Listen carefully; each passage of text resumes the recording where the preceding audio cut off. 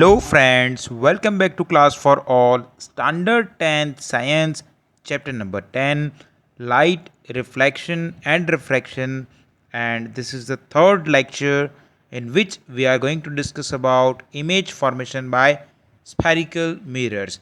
So let us start. Image formation by spherical mirrors.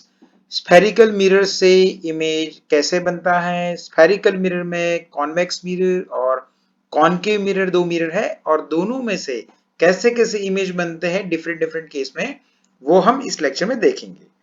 First of all, image can be, image कैसे हो सकते हैं? So it can be real और virtual, it can be erect और inverted, it can be magnified or diminished. Now what is this? So real image matlab, a real image is formed by the actual convergence of light rays and can be taken on the screen. अगर कोई point पे raise यानी light rays actually meet कर रहे हैं तो वहां पे रियल इमेज बनेगी।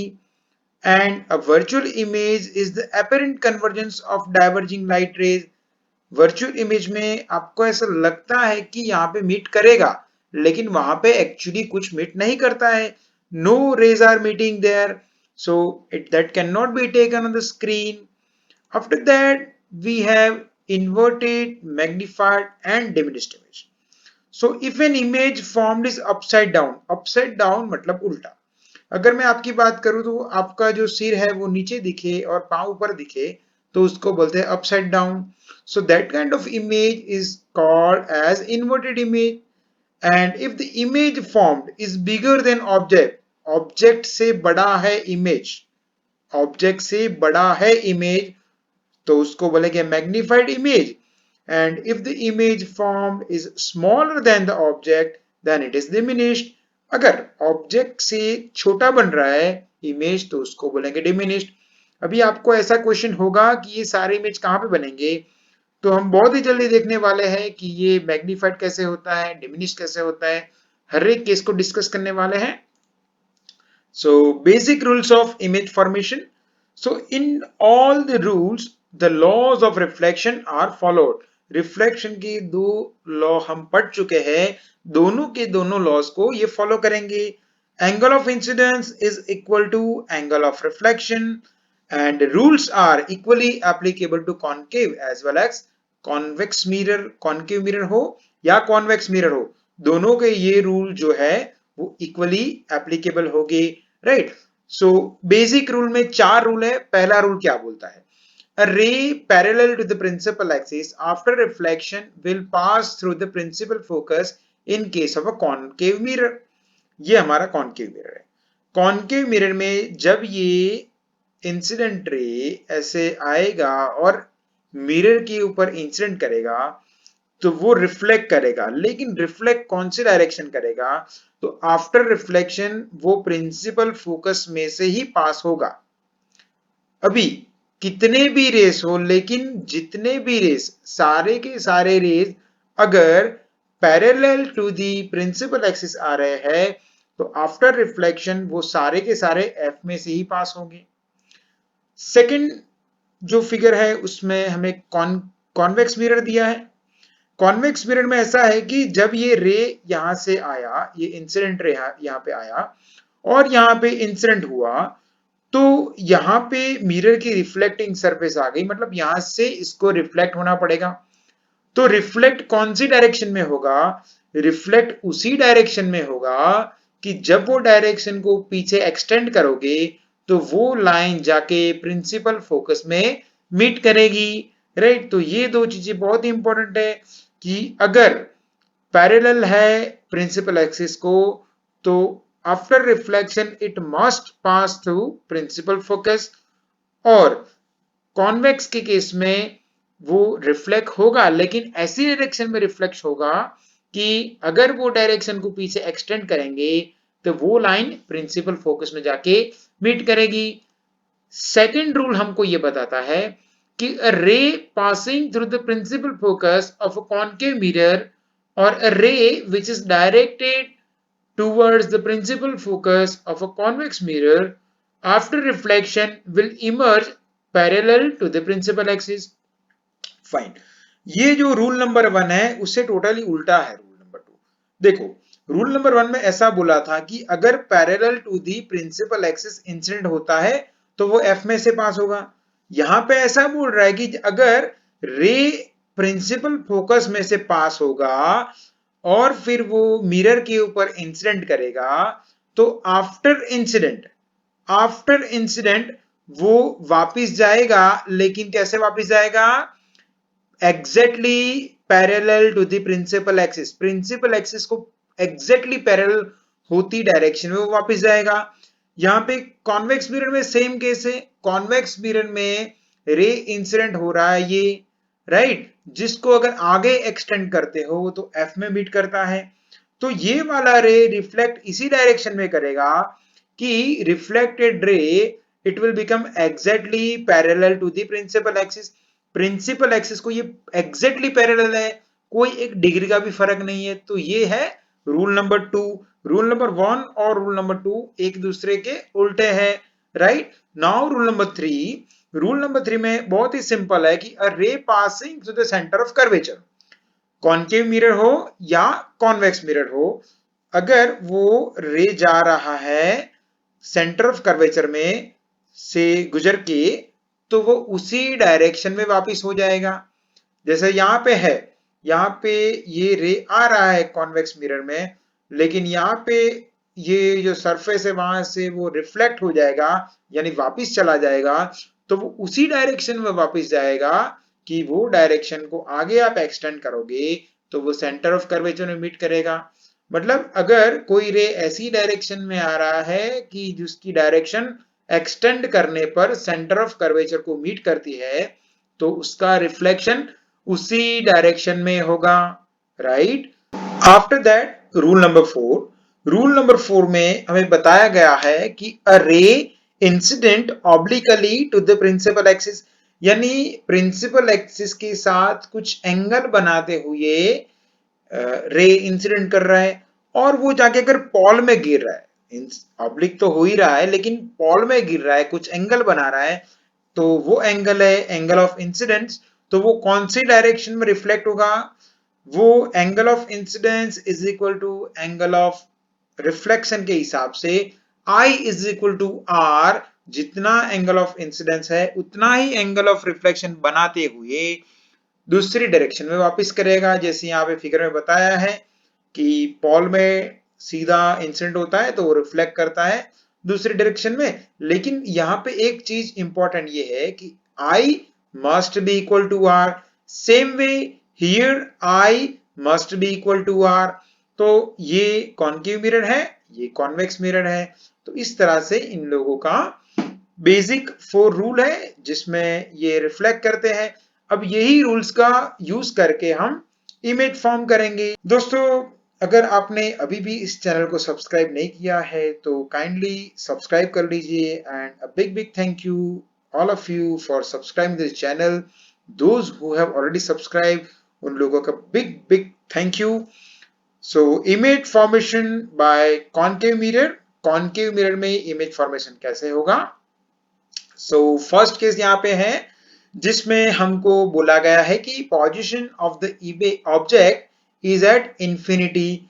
अगर ऑब्जेक्ट इंफिनिटी पे है, यहाँ पे जो कैपिटल ए और कैपिटल बी है वो हमारा ऑब्जेक्ट है, ऑब्जेक्ट इंफिनिटी पे है तो सारे के सारे जो भी रेज आएंगे वो रे हम ऐसा कंसिडर करेंगे कि parallel to the principal axis आएंगे।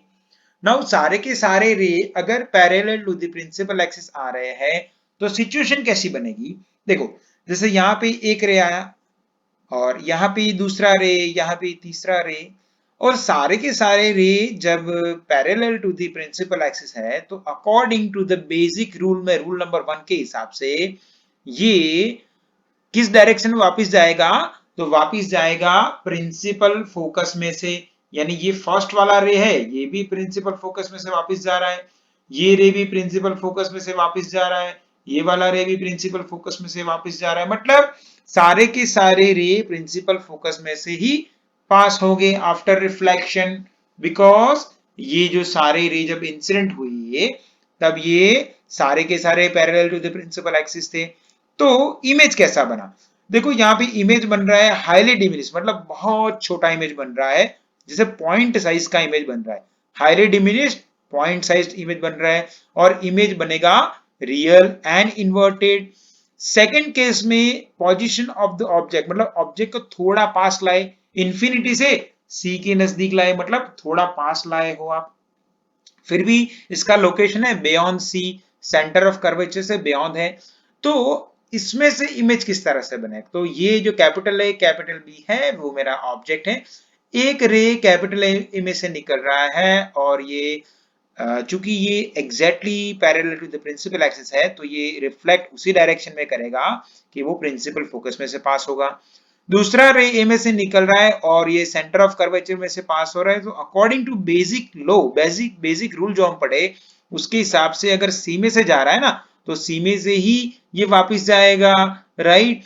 तो ये दोनों जो रे है उसका इंटरसेक्शन यहाँ पे बनेगा, और जो इमेज बन रहा है ए का, ए पॉइंट जो कैपिटल ए है पॉइंट, उसका इंटरसेक्शन यहाँ पे बन रहा है, और जो कैपिटल बी है उसका बी डैश यहाँ पे बन रहा है। मतलब ये इमेज वो बनी वो रियल और इन्वर्टेड बनी। और ऑब्जेक्ट से इमेज छोटी है, ऑब्जेक्ट से इमेज छोटी है तो उसको बोलेंगे डिमिनिस्ड, इमेज का साइज है diminished. After that we have third image, जिसमें position of object centre of curvature के ऊपर है, तो इमेज का पोजीशन भी सेंटर ऑफ कर्वेचर के ऊपर बनेगा, इमेज का साइज सेम रहेगा, nature of the image will be real and inverted. कैसे होगा हम देखेंगे। सबसे पहले कैपिटल ए कंसिडर करो और कैपिटल बी, यहाँ पे इतना ही ऑब्जेक्ट है, ए में से parallel to the principal axis जब कोई रे निकलता है तो आफ्टर रिफ्लेक्शन वो एफ में से पास होगा, तो ये उस पासिंग होगा।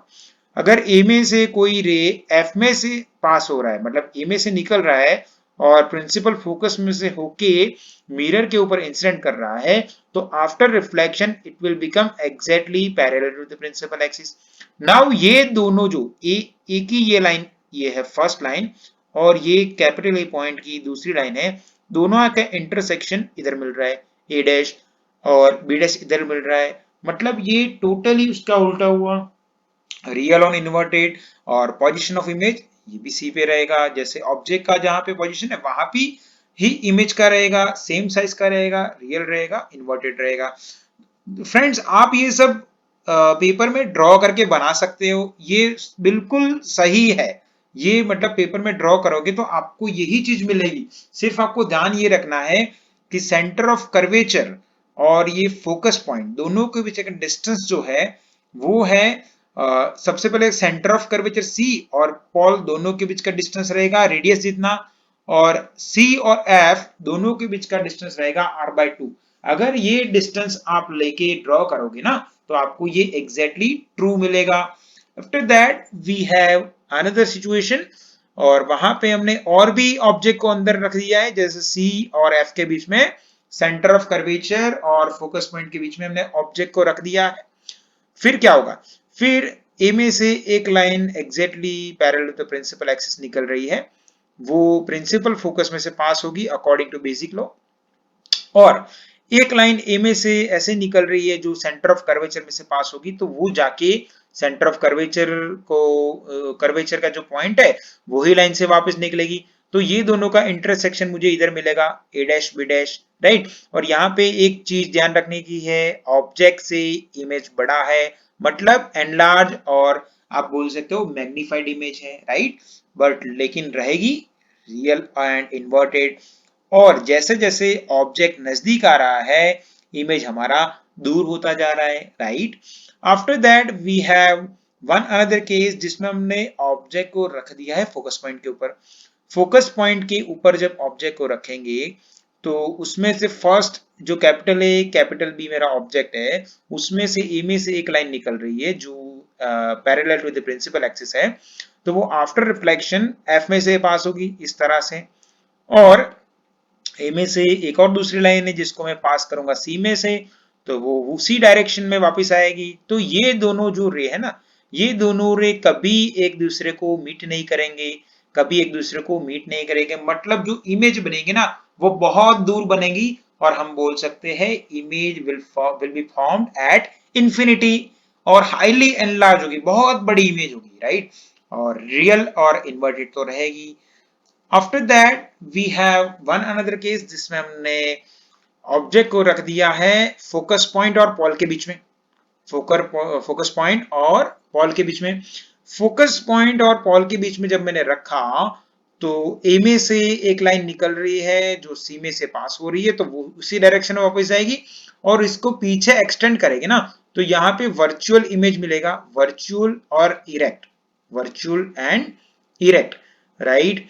और एक जो इमेज बनाने के लिए मैंने ऐसा किया कि रूल नंबर 4 का यूज किया कि ए में से एक जो रे निकला वो सीधा पॉल में जाके गिरा और जितना एंगल ऑफ इंसिडेंस बना था उतना ही एंगल ऑफ रिफ्लेक्शन मेंटेन करते हुए ये रे वापस चला गया।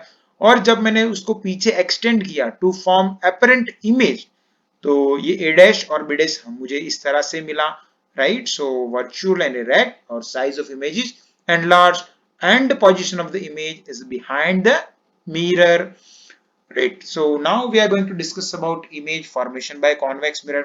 convex mirror में सिर्फ दो केस है, right.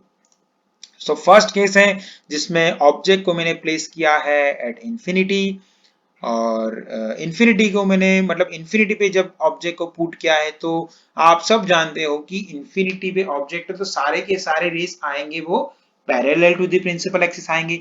Now parallel to the principal axis सब सारे के सारे रे आएंगे, तो वो रे वापस कौन से डायरेक्शन में जाएंगे, वो सारे के सारे रे वापस वही डायरेक्शन में जाएंगे कि अगर वो डायरेक्शन को पीछे की ओर एक्सटेंड करोगे तो वो सारे के सारे डायरेक्शन फोकस पॉइंट पे जमा होंगे, राइट।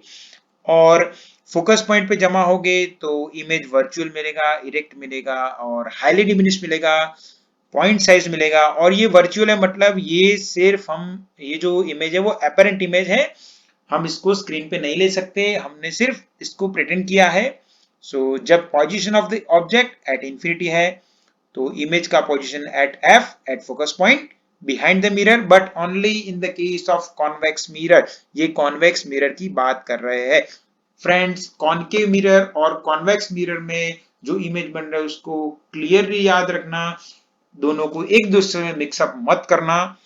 एक और केस है कॉन्वेक्स का जिसमें मैंने बिटवीन द इंफिनिटी और पॉल के बीच में ऑब्जेक्ट को रख दिया है।